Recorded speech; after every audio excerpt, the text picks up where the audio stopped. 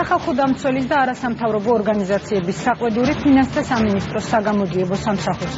უჩან ანუაშვილის შეფასებით საქმეში სერიოზული პროცედურული დარღვევებია.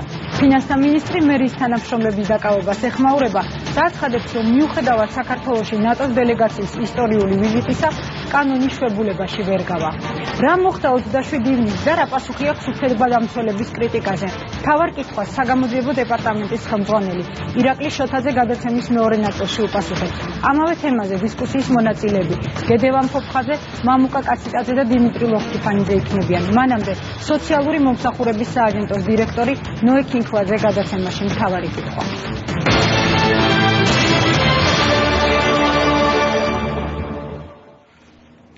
ნოე კინქვაძე უპასუხებს მთავარ კითხვას საგამომშვიდობისა ბატონო ნოე. ბუნებრივია ჩვენი საუბრის თემა არის საყოველთაო დაზღვევის მეორე ეტაპი, რომელიც დაიწყო დღეს და მოსახლეობისთვის ყველაზე საინტერესო ის არის ალბათ კონკრეტულად რას გულისხმობს ეს მეორე ეტაპი, რომელიც დღეიდან არის უკვე ძალაში. დღეიდან ძალაში შევიდა საყოველთაო ჯანდაცვის პროგრამის მეორე ეტაპი, რომელიც გულისხმობს იმ პროგრამის გაგრძელებას, რაც დაიწყო 28 თებერვალს. როგორც ცნობილია, 28 თებერვალს დაიწყო გადაუდებელი შემთხვევების დაფინანსება საქართველოში.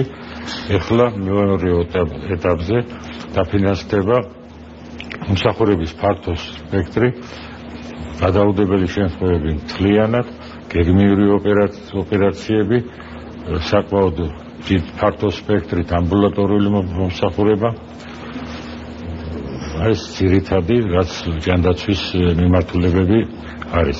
კონკრეტულად რომ აღვნიშნოთ თუ მოსახლეობას ალბათ აინტერესებს სახელმწიფო როგორ აფინანსებს ამ პროგრამებს, შემიძლია გითხრათ რომ გეგმიური ოპერაციების დაფინანსებას დროს სახელმწიფო დააფინანსებს 70%, ონკოლოგიური პროცედურების დაფინანსების დროს ოპერაციების დაფინანსება 70% იქნება, მაგრამ ის რაც მოსახლეობისათვის განსაკუთრებით უთქმელია, რაც ეხება ჰორმონოთერაპიას, ონკოლოგიური ძვირადღირებული წამლების მკურნალობას, ამ შემთხვევაში სახელმწიფო დააფინანსებს 80%.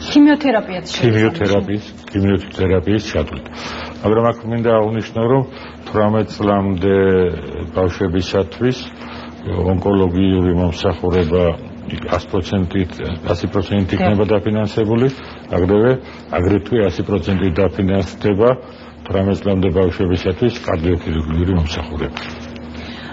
ბატონო, ვინც არ არის კიდევ ჩართული სადაზღვევო პროგრამაში, მხოლოდ მცირე ნაწილმა მოახერხა ამ რამდენიმე თვის მანძილზე, რომ გამხდარიყო ამ პროგრამის ნაწილი, ჩართულიყო საყოველთაო დაზღვევაში.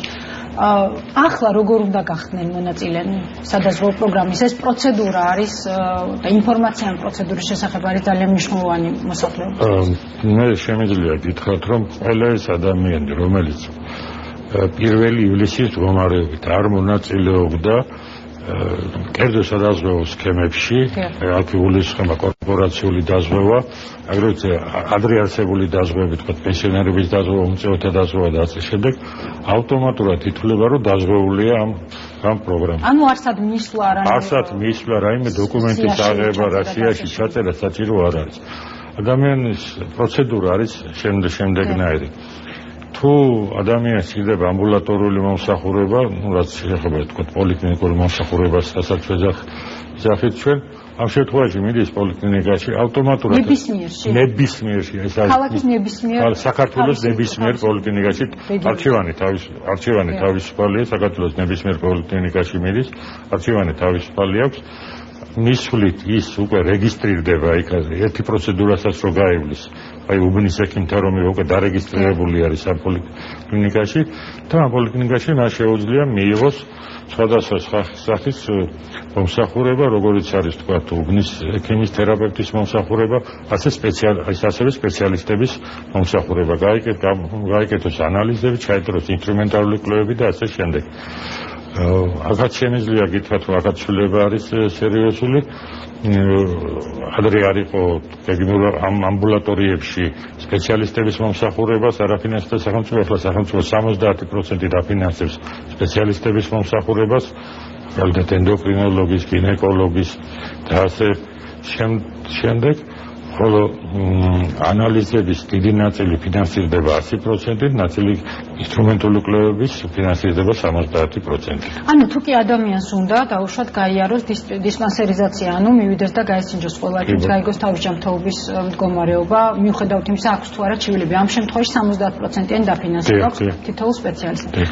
თქვენ წეღან თქვით, რომ ვინც არ არის ჩართული რომელიმე სხვადასხვაში ან არ ყოფილა და თუ არის, თუ მაგალითად ადამიანს აქვს კორპორატიული დაზღვევა და მას აღარ სურს გააგრძელოს კორპორატიული დაზღვევა, გადმოერთოს სახელმწიფო ამ ეტაპზე ეს ადამიანები ამ საყოველთაო დაზღვევის პროგრამის მეორე ეტაპით ჯერჯერობით ვერ ისარგებლებენ, მაგრამ პირველ ეტაპით რაც შეეხება გადაუდებელ მომსახურებას, ამ მომსახურების მიღება შეეძლებათ, იმიტომ რომ პირველ ეტაპი გულისხმობდა სიცოცხლის საშიშ შემთხვევებს, რა თქმა უნდა, სახელმწიფო ამაზე ვალდებულებას იღებს, რომ მიუხედავად იმისა, ადამიანი დაზღვეული არ თუ არა იმ პროგრამაში, ეს მომსახურება მოხალხეს გაუწიოს. თანდათანობით, აი, ახლა ვერ გეტყვით ვადას, მაგრამ ალბათ მალე შესაძლებლობა იქნება ამ ადამიანებს რომ გადმოერთონ ამ სისტემაში.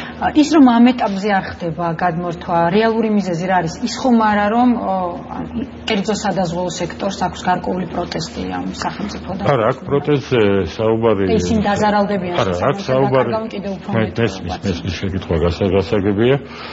ჩვენ ამას არ უგზავნოთ, რა თქმა უნდა, კერძო სადაზღვეო კომპანიებს შეუძლიათ გაუწყვიტონ, მათ შეუძლება შეუძლიათ ამ მოქალაქეებმაც გაწყვიტონ, მაგრამ ამ ეტაპზე მიზანშეწონილად ჩაითვალა პროგრამის მართვისათვის ასე უკეთესი იქნება. რა თქმა უნდა, შემდეგ თანდათანობით საქართველოს მთელი მოსახლეობა უკვე ჩაერთვება ამ პროგრამაში. ჩვენ გარკვეულად აქ ბიზნესის ინტერესების გათვალისწინებულია, იმიტომ რომ როგორც თქვენთვის ცნობილია, ბიზნესი ამბობდა, რომ ის პროგრამა წამგებიანი იყო, ზოგი მაგალითად ალფა ნაწილობრივ გადმოვიდა ჩვენთან, იმიტომ რომ თვლიდა რომ წამგებიანი იყო. ახლა შეიქმნა დაზღვევის ზედამხედველობის სამსახური, რომელიც შეისწავლის რამოდენიმე თვეში სადაზღვეო კომპანიების მდგომარეობას რეალურად და ამის შემდეგ იქნება მიღებული გადაწყვეტილებები. მაგრამ რაიმე როლი ამ სახელმწიფო დაზღვევის განხორციელებაში კერძო სადაზღვეო სექტორს აქვს თუ არა აქვს? თუ ისინი არიან განცალკევებული და არანაირ მონაწილეობას არ იღებენ. ამ სახელმწიფო პროგრამაში მათ თავისი ადგილი რჩებათ. როგორც გითხარით, სახელმწიფო აფინანსებს 70%, რაღაც 30% აფინანსებს შემთხვევებს. რა თქმა უნდა, მათ შეუძლიათ დანარჩენი სერვისი, თქვათ ის 30%, ის 20%. ამ მიმართულებით იმუშაონ და ეს დააფინანსონ. მათ შეუძლიათ ანუ გააკეთონ და უშუალოდ ახალი სადაზღვეო პაკეტები. ახალი სადაზღვეო პროდუქტები და ჩვენ ვიცით რომ ახალ სადაზღვეო პროდუქტებზე უკვე ისინი მუშაობენ. შექმნიან ახალ სადაზღვეო პროდუქტებს. დარწმუნებული ვარ, ეს სადაზღვეო პროდუქტები იქნება გაცილებით იაფი, ვიდრე დღევანდელი სადაზღვეო პროდუქტები, იმიტომ რომ შესაბამისად თუ სახელმწიფო რისკის 70%, 80% თავის თავზე იღებს, ამიტომ ამ შემთხვევაში ბიზნესის ლოგიკა არის, რომ მათ უნდა გააიაფოთ. მათთვის რისკი მცირდება. რისკი მცირდება, შეიძლება უნდა გააიაფოთ და ჩემი აზრით შეიძლება რომ უფრო მეტი ადამიანი მოიცვან თავიანთ დაზღვევაში, შეთავაზოთ დამატებითი პაკეტები მომსახურების, თქვათ ისეთი მომსახურებები, რომლებსაც არ ითვალისწინებს კონკრეტულად ეს სისტემა. ამიტომ ვფიქრობ, რომ სადაზღვეო კომპანიებს თავისი ადგილი ექნება და ბოლო კონტაქტები მათთან გვიდასტურებს იმას, რომ ისინი აღარ ხედავენ ისეთ საფრთხეებს, რომლებზეც ადრე საუბრობდნენ. ბატონო, რაც შეეხება კლინიკების შერჩევას, შესაძლოა საუბრობთ დაუშვათ იგივე ონკოლოგიის მკურნალობაზე, გეგმიურ ოპერაციებზე თუ გადაუდებელ ოპერაციებზე, რამდენად თავისუფალია პაციენტი არჩევაში? ამ შემთხვევაში პაციენტს აქვს აბსოლუტურად თავისუფალი არჩევანი. მას შეუძლია არჩიოს ის კლინიკა, რომელიც მას უნდა. მაგრამ მაგას ათვალისწინებელი ერთი რამ, რომ ჩვენ პაციენტებს შევთავაზებთ კლინიკები ჩამონათვალს, შევთავაზებთ ფასებს, რა ფასებია კლინიკაში და შემდეგ პაციენტი გააკეთებს არჩევას. მაგალითად, შეიძლება ზოგიერთმა პაციენტმა, რომელიც თქვათ შედარებით ხელმოკლეა, აირჩიოს ის კლინიკა, სადაც უფრო დაბალი ფასია და ნუ თქვათ არ არის ისეთი ძალიან მაღალ ტექნოლოგიური ან ტექნოლოგიური მოწყობილობა ხარისხიანი, მაგრამ ნუ ის ძალიან ჰაი კლასი რო არის ვიცით ჩვენთან კლინიკები, რომლებიც თავაზობენ განსაკუთრებულ ექსკლუზიურ მომსახურებას, თქვა ცალკე პალატა, ასე შემდეგ. თუ ადამიანს აქვს შესაძლებლობა რომ აირჩიოს ეს მიმართულება, აირჩიოს იმ მიმართულებას. შესაძლებლობა გულისხმობ დაუშვათ იმ 30%-ის. რა თქმა უნდა, 30%-ის დაფინანსების, რომელიც მან თავის ჯიბიდან უნდა გადაიხადოს, მაგრამ მე მაგალითად პირობითად შეიძლება ერთ კლინიკაში ოპერაცია კიდე 1000 ლარი, მეორე კლინიკამ წარმოადგენს ფასი იმავე ოპერაციაზე 2000 ლარი. ჩვენ ამაში რა თქმა უნდა აქ თავისუფალია კლინიკა. და ამ შემთხვევაში ეს ფაქტია რომ სახელმწიფოსთვის შეიძლება წამგებიანი იყოს თუ კი პაციენტი ირჩევს 2000 ლარიანს და არა 1000 ლარიანს ასეთ შემთხვევაში. 2000 ლარიანს თუ პაციენტი აირჩევს, ჩვენ არჩადებულია მექანიზმი საშუალო ფასის, ჩვენ საშუალო ფასის 70% და არა კონკრეტული არა კონკრეტული საშუალო ფასის საშუალო საბაზრო ფასიდან გამოვარდა და იმის 70% დაუფინანსებ, დანარჩენი უკვე დასაფინანსებელი იქნება პაციენტი. ყველა კლინიკა ჩართული იქნება უკლებლივ თუ როგორ ეს დღევანდელი მონაცემებით კლინიკების აბსოლუტური უმრავლესობა ჩართული არის განაცხადის შემოტანილად, რა თქმა უნდა, მათ ინტერესიც არის რომ რაც შეიძლება მეტი ადამიანი მიიღონ ემსახურონ მეტ ადამიანს, მათ ჩვენთან ურთიერთობა მოადვილდებათ.